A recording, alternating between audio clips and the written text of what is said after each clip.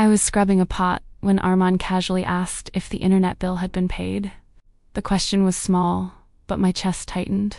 My mind already felt overloaded with invisible tabs. The bill was not expensive, and we had not forgotten it. I was simply tired of always being the one who remembered every answer before anyone asked. I turned off the faucet while replaying the month in my head. Internet, water, Myra's school payment, kitchen gas. Somewhere in those lists, evenings stopped feeling restful.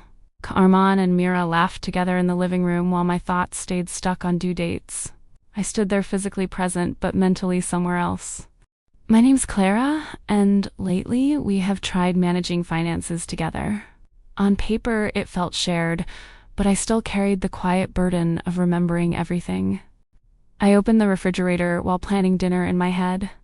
Mira's milk was almost empty, and the dish soap was nearly gone again. My mornings always began by counting what was running out. Armin helped make breakfast before work and asked if we needed a bigger grocery trip this week. Before answering, I had already calculated the total in my head. I started noticing something constant. Every household decision seemed to stop in my mind first. Quietly, I had become the family's reminder system. After Mira left for school, the house became quiet for a moment. I sat beside my tea and looked at the week's expense notes while my thoughts were already fully working. Armin often told me to mention anything that needed to be paid. He meant it kindly, but the sentence stayed in my head long after he said it. Paying for things was never the hardest part. The exhausting part was remembering everything before anyone else did. Even at night, my thoughts kept arranging tomorrow. That night, we opened the budget spreadsheet together at the dining table. Armand looked relieved seeing the numbers organized, while I kept thinking about what was still missing.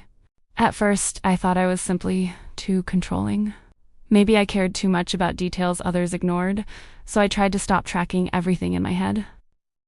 The next morning, my mind returned to its routine automatically. I checked the pantry, remembered Myra's schedule, and calculated the weekly money without writing anything down. After a while, I noticed how tense my body stayed, even in quiet moments. The house felt peaceful, but my mind kept waiting for the next thing to remember. One afternoon, Armand came home with my favorite snack on discount. I smiled, but my thoughts immediately started rearranging the week's expenses. I started disliking how quickly my brain turned every moment into a calculation. Even kind gestures became connected to planning and numbers. That night, Mira asked me to draw with her in the living room. I held colored pencils while thinking about tomorrow's water bill instead. Later that night, I opened the banking app again in the dark, after checking it minutes earlier. I quietly wondered when responsibilities started feeling this constant. Sunday mornings feel slower in our house. Armand fixes a kitchen shelf while Mira plays nearby, and I watch them quietly from the dining table. I tried to stay in that quiet moment, but every object became another reminder in my head. Cooking oil, bathroom light, groceries for next week. No one asked me to carry those thoughts all the time. Maybe that is why I rarely complained, since each responsibility seemed too small alone. From the outside, our life still looked warm and steady. We sat together at dinner while Mira talked about school, but part of my mind never stopped working.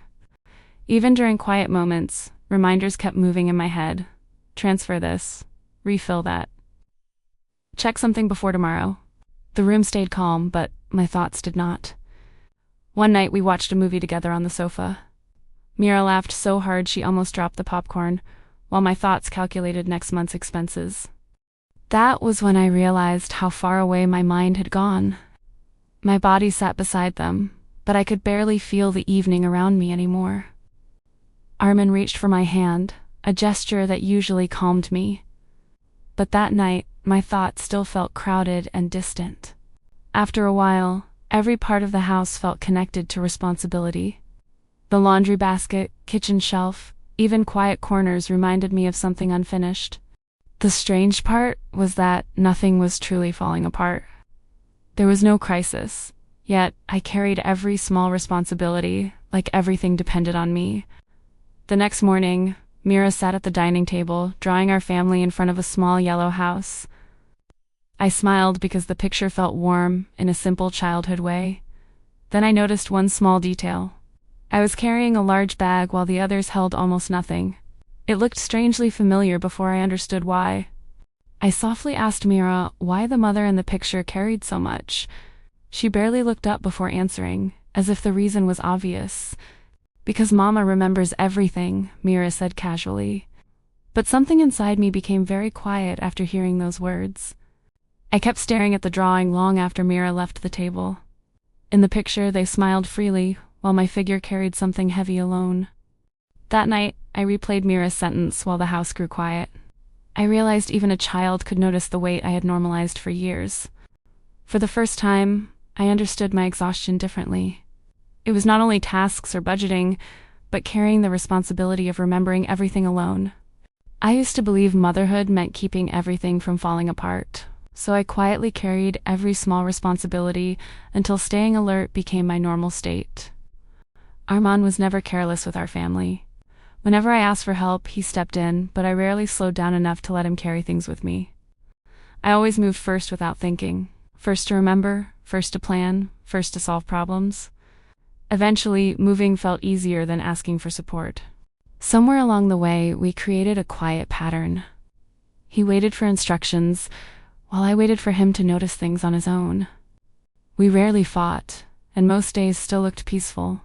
But small habits repeated for too long can still leave someone feeling alone. That night, I sat alone in the kitchen staring at the shopping list. The quiet finally made me realize how tired my thoughts had become. Strangely, I could not remember the last time I truly stopped. That silence stayed with me and made me realize how long I had ignored myself. After Mira fell asleep, the house became quiet again. I sat across from Armand at the dining table, realizing the silence felt heavier than the tasks themselves.